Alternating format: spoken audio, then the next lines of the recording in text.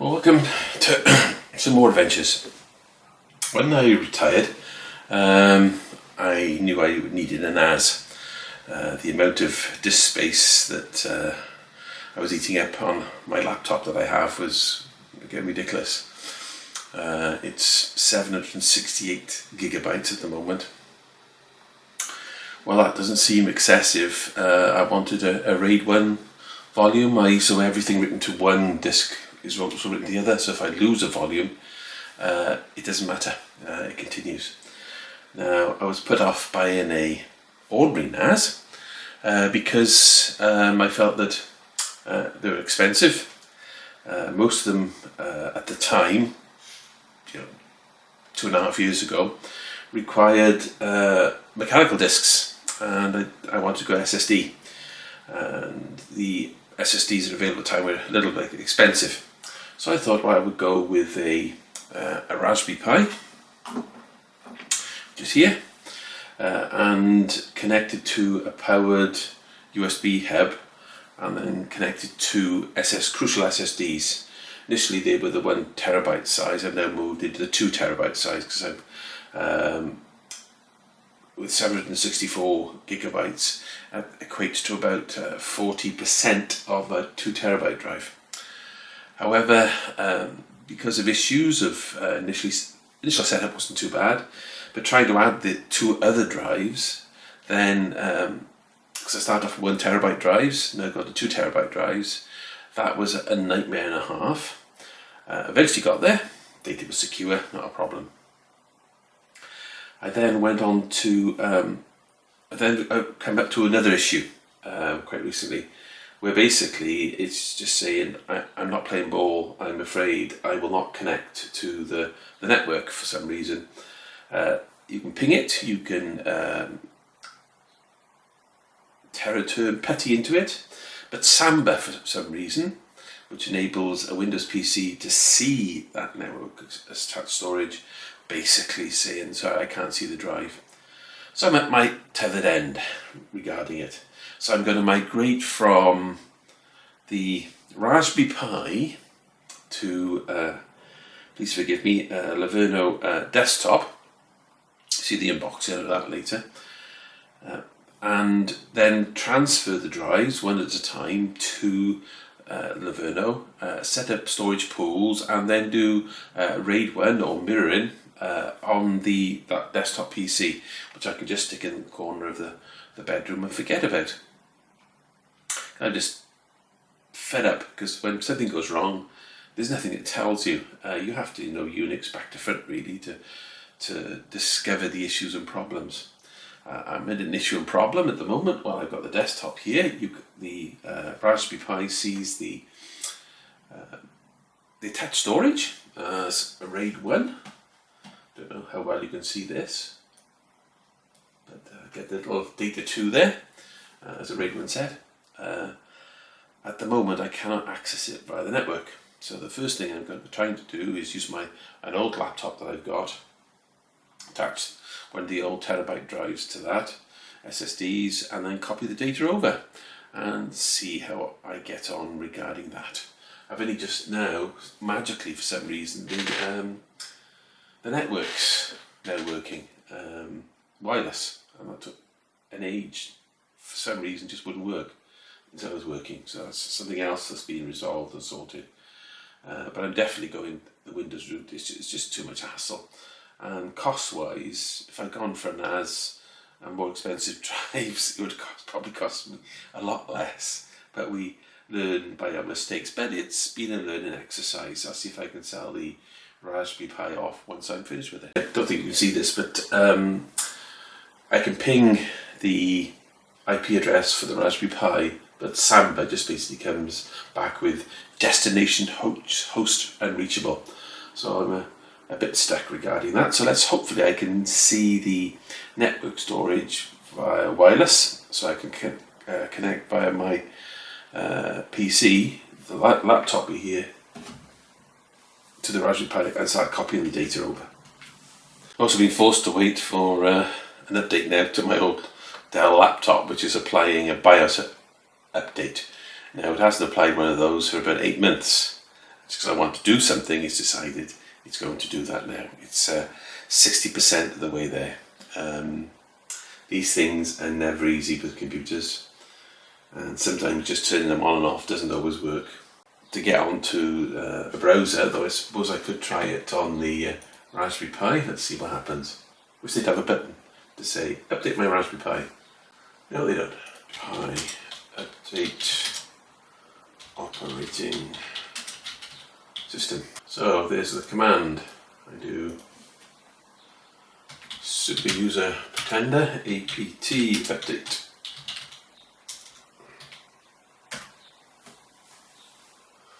I'm just going to run through that.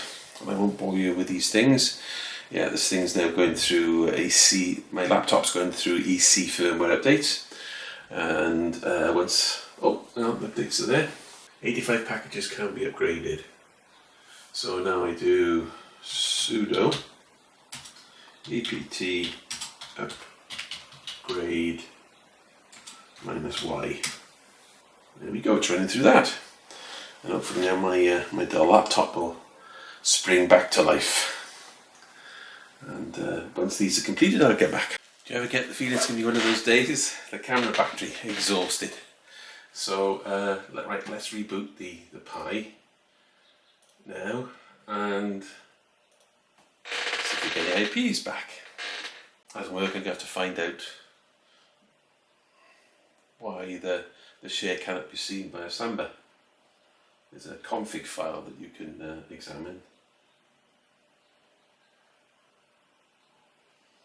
Screen doesn't show any errors. There we go, there's the Raspberry Pi's back. Network's back.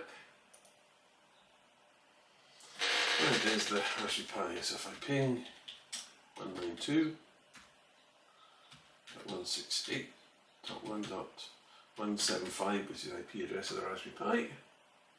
That works lovely. And ping 192.168.1.176. Nah, it's still not working. It's hanging there, it's not responding with anything, so I don't know what's going on there.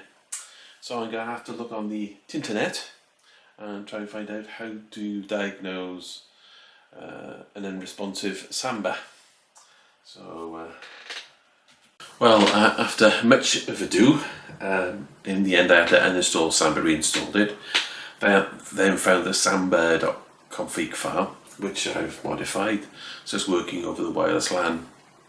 I just double checking now that the particular share I'm actually looking at, I believe there's only one on here, is the correct share, and that has all the required files. I'll then copy it to the 1 gig terabyte drive that I have, and then we can then start to look at the Windows PC desktop, which I can connect up, and you see the unboxing of that and its setup.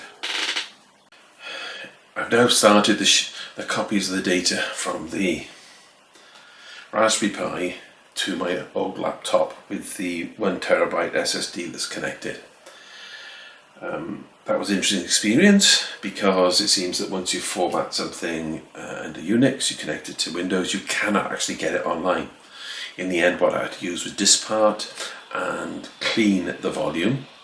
Then Disk Manager could see it, I could initialize it, create the partition.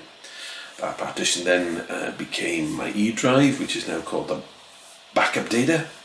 And now that's proceeding via Windows to copy everything across. I'll be interested to see if that actually does that, actually succeeds, because it's a lot of data, and currently it's doing it over the Wi-Fi. When I would use the Lenovo, I will actually use a little mini hub that I've got and copy the data that way, which should be a lot faster.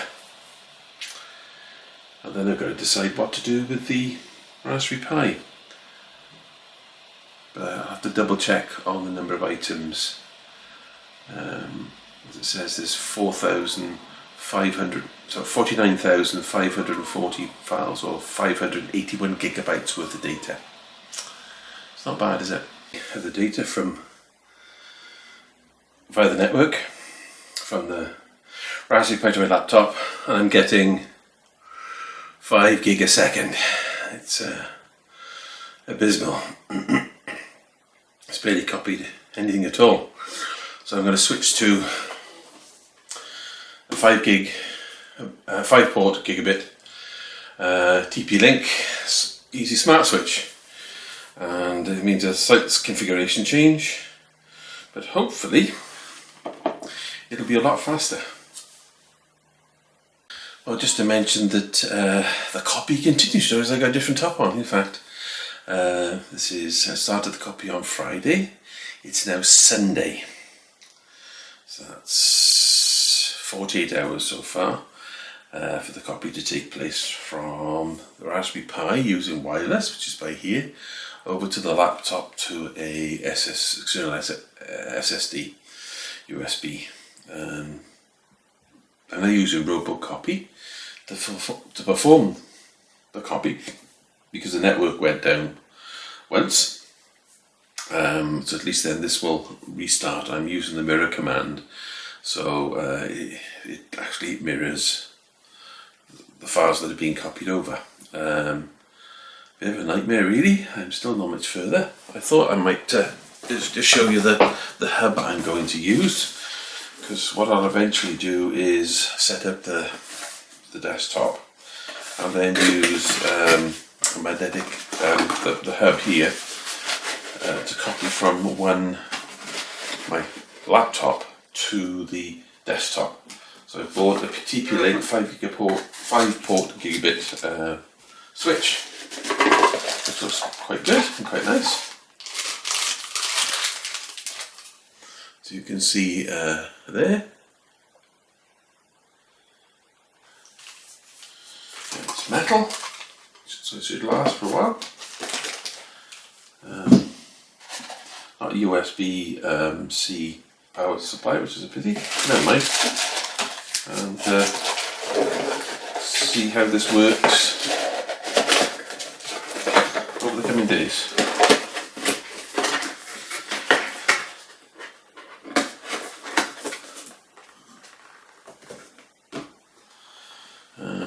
Stopped me having my piano lessons as well, because all the power supply for the gang is full.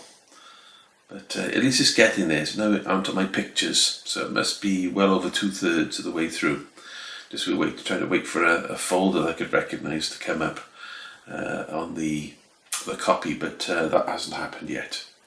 So once I get to the next stage, as you've seen the unboxing of the 5 port gigabit hub, I'll see you when I'm starting to put together the desktop. Well, as you can see, a change of clothes again. It's now almost been 3 days for the copy, about 5 hours.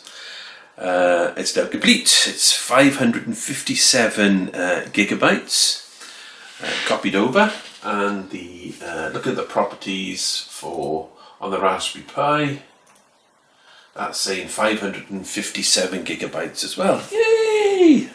At last, after all this time, it's been ridiculous. I'm going to be so glad it'll be on Windows. It's going to be so much easier. I know the Unix purists will say, ugh, but no, it will be. It'll be so much simpler and easier. That's what I'm used to. Though I was a Unix stroke VMS man years ago, it's it's so much simpler, so much easier. Right, so the next stage now is to unbox this TP-Link, which I have done, which you've seen already, which is a gigabit switch. I connect the networking up.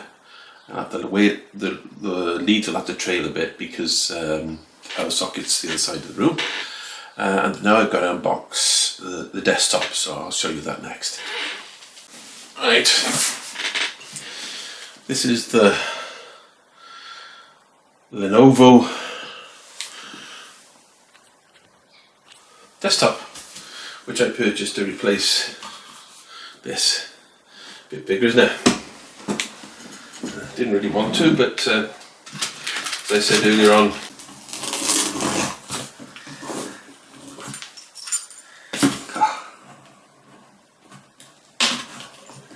I want to quick in here.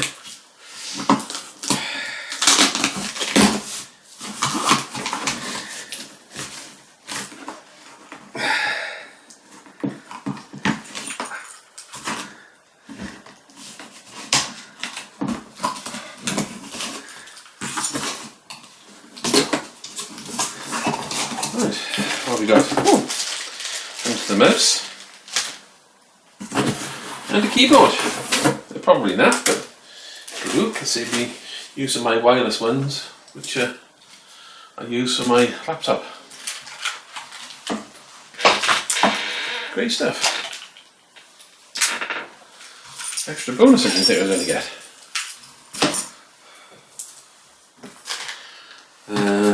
Leaflet. Which tells you about the basics. Oh, there's USB 3.2, which is good because these Crucial discs are USB 3. That's very good. There's 2 of those, and 2 USB 3.2s on the front as well. Very impressive. Right. Premium support, not to worry about that.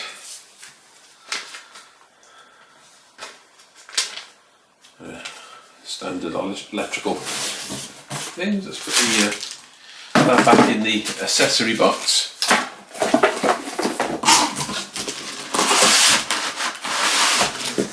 Go again. Oh, it's tight fit.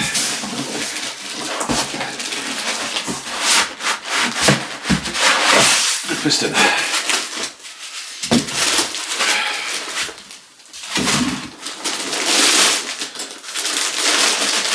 That's a metal case. It's pretty good. It's quite heavy.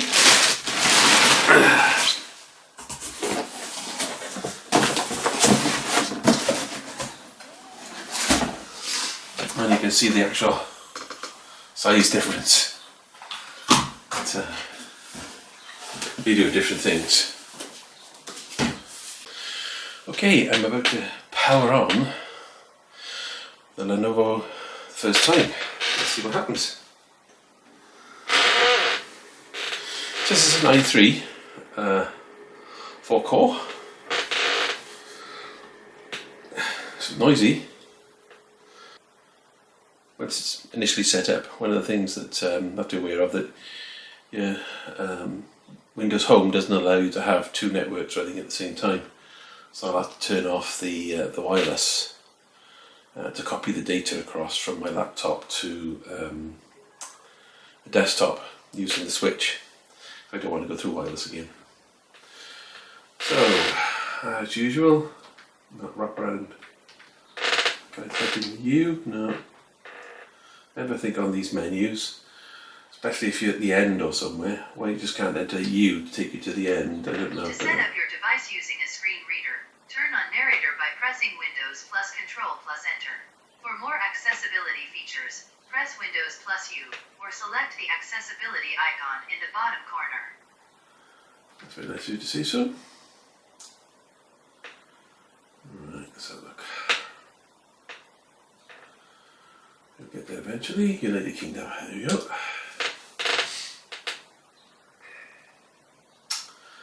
Right, keyboard. United Kingdom, yes. Do you want that as a second? Skip. Right. Let's connect to that network at the moment. Enter the key.